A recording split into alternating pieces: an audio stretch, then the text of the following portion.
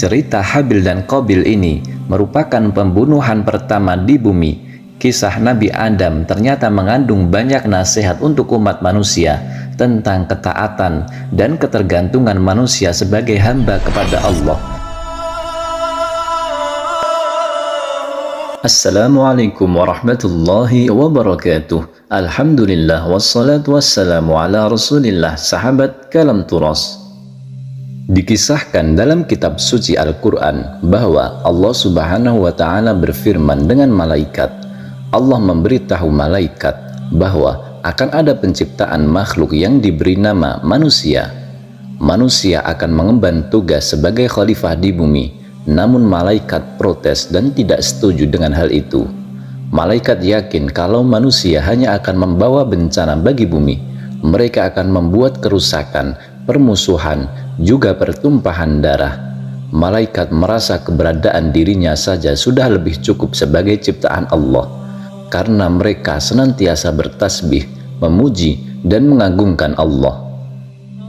Allah subhanahu wa ta'ala berfirman bahwa Dia mengetahui apa-apa yang tidak diketahui oleh malaikat.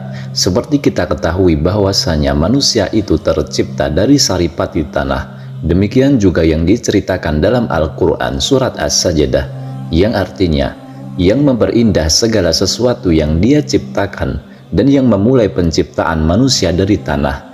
Kemudian Dia menjadikan keturunannya dari saripati air yang hina.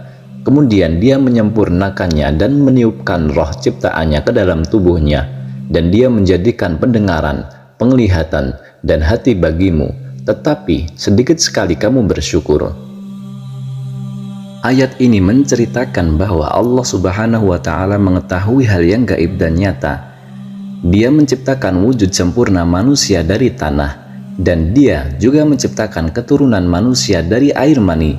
Kemudian ditiupkan roh untuk menghidupkan. Allah subhanahu wa ta'ala juga yang menciptakan pendengaran, penglihatan, dan hati.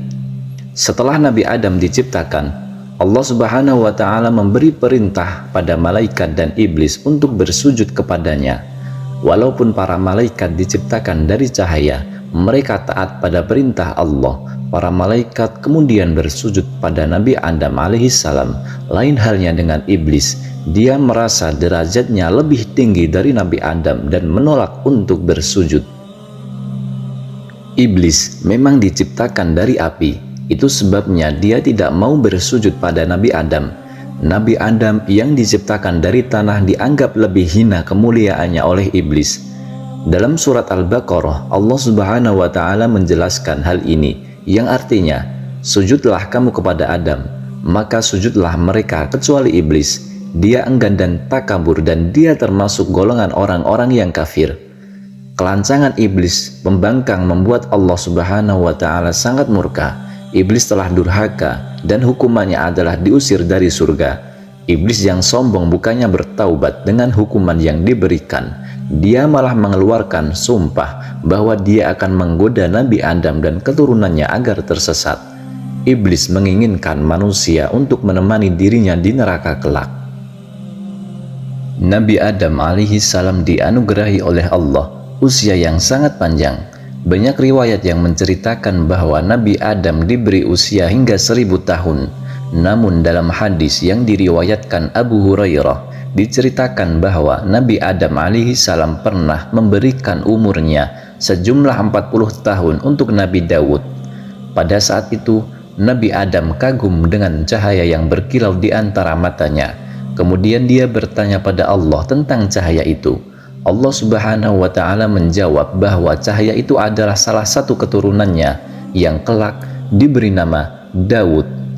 Kemudian Nabi Adam bertanya tentang umur Nabi Daud. Allah subhanahu wa ta'ala menjawab bahwa dia memberikan 60 tahun padanya. Nabi Adam lalu meminta Allah untuk menambahkan 40 tahun umur Nabi Daud yang dikurangi dari umurnya. Nabi Adam alaihissalam memiliki segalanya di surga. Dia bisa mengambil dan menikmati apa saja yang ada di dalamnya. Walaupun begitu, Nabi Adam merasa kesepian. Mengetahui Nabi Adam yang kesepian, Allah subhanahu wa ta'ala akhirnya menciptakan Hawa. Hawa diciptakan dari tulang rusuk Nabi Adam ketika sedang tidur. Nabi Adam sangat senang dengan kehadiran Hawa. Hasratnya sebagai manusia yang butuh pasangan dikabulkan oleh Allah Subhanahu wa Ta'ala. Allah Subhanahu wa Ta'ala mengizinkan Nabi Adam dan Hawa untuk menikmati apa saja yang ada di dalam surga kecuali satu pohon. Allah Subhanahu wa Ta'ala berfirman, "Wahai Adam, tinggallah engkau dan istrimu di surga ini dan makanlah makanan-makanan yang banyak lagi baik di mana saja yang kamu sukai, dan janganlah kamu mendekati pohon ini yang menyebabkan kamu termasuk orang-orang yang zalim." Mengetahui larangan Allah, iblis memanfaatkan hal ini untuk menggoda keimanan Adam dan Hawa sesuai dengan tekadnya untuk menggoda manusia sepanjang masa. Iblis kemudian berbisik pada Adam dan Hawa tentang keistimewaan pohon khuldi. Kisah ini tertulis di Al-Quran surat Toha, yang artinya, "Wahai Adam, maukah aku tunjukkan kepadamu pohon keabadian dan kerajaan yang tidak akan binasa?" Demikian iblis membujuk mereka. Buah khuldi merupakan nama pemberian iblis. Iblis menghasut Adam dan Hawa dengan mengatakan maksud Allah melarang mereka. Iblis mengatakan bahwa Allah tidak mau membuat Adam dan Hawa kekal. Iblis dengan penuh semangat merayu mereka untuk memakan buah terlarang itu. Adam dan Hawa yang dilengkapi dengan nafsu sebagai manusia akhirnya tergoda. Rayuan iblis berhasil menggoyahkan keimanan mereka dan menjadikan tidak taat pada Allah. Ketika Adam dan Hawa memakan buah itu, sesuatu yang memalukan pun terjadi. Nabi Adam dan Hawa menyadari kalau tubuh mereka jadi telanjang. Bahwasanya buah khuldi bisa membangkitkan hawa nafsu dan membuat lupa diri. Allah Subhanahu wa Ta'ala melarang Nabi Adam untuk memakan buah itu karena bisa membuat dirinya jadi kotor. Kotor dalam artian nafsunya ternodai dan mempengaruhi sifat dasar manusia yang penuh dengan ketidakpuasan. Bisa dikatakan pohon khuldi diciptakan sebagai cobaan bagi Adam dan Hawa, ujian dari ketaatan seorang hamba pada penciptanya. Namun terlepas dari itu semua, Allah Subhanahu wa Ta'ala memang menakdirkan manusia untuk turun ke bumi dan menjadi pemimpin di tempat itu. Manusia diciptakan bukan dengan maksud untuk memimpin di surga. Meskipun Adam dan Hawa telah bertaubat, Allah Subhanahu wa Ta'ala tetap memberikan hukuman pada mereka dengan turun ke bumi. Allah Subhanahu wa Ta'ala berfirman di dalam surat Al-A'raf yang artinya, "Turunlah kalian dari surga menuju bumi, dan kalian akan menjadi musuh satu sama lain. Kalian akan memiliki tempat tinggal di bumi sampai batas waktu tertentu."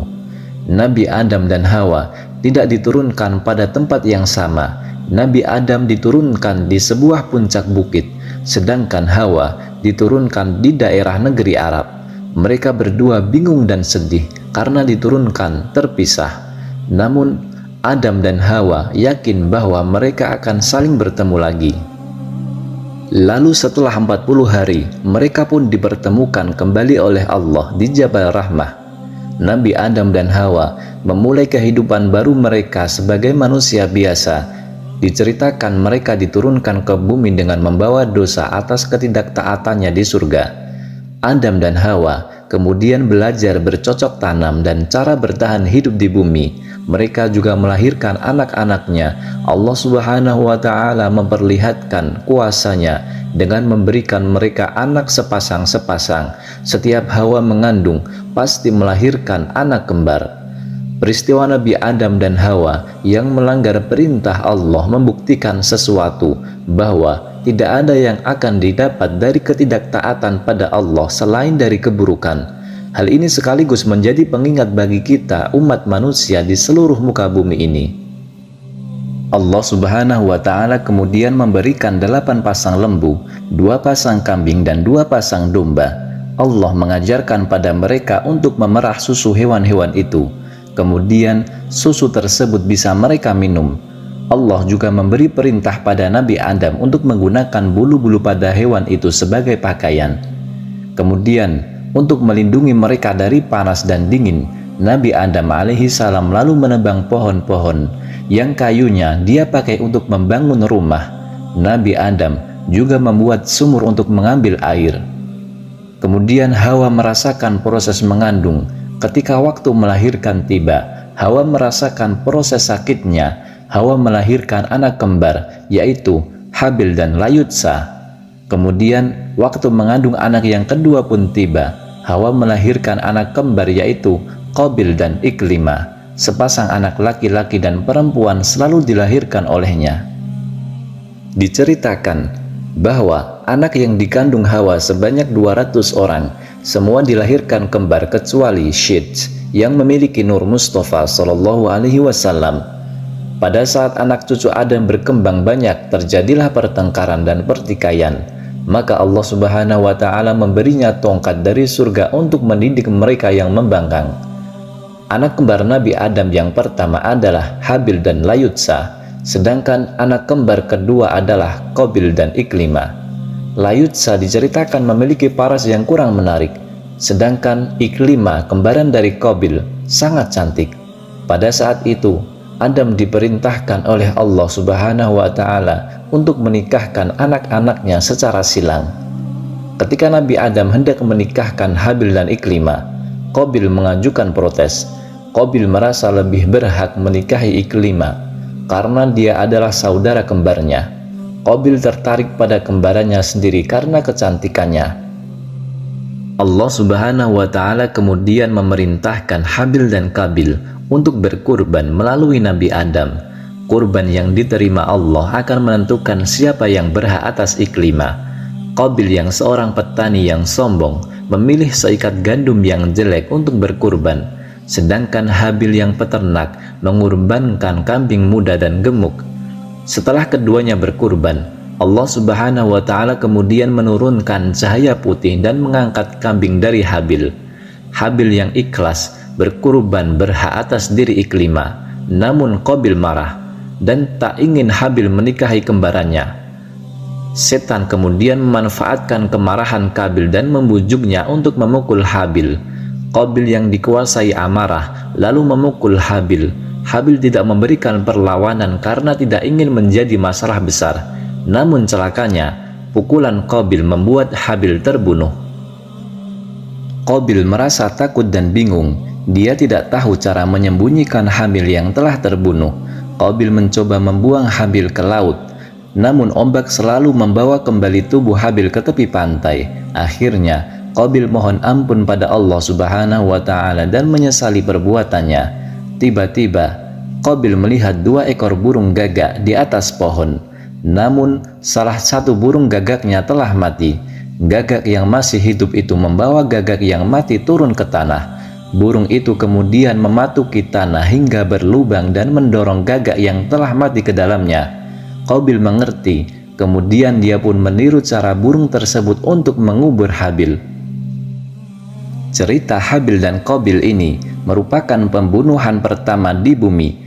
Kisah Nabi Adam ternyata mengandung banyak nasihat untuk umat manusia tentang ketaatan dan ketergantungan manusia sebagai hamba kepada Allah, sekaligus juga tentang kebesaran Allah Subhanahu wa Ta'ala yang selalu memberi kemudahan manusia ketika meminta pertolongan.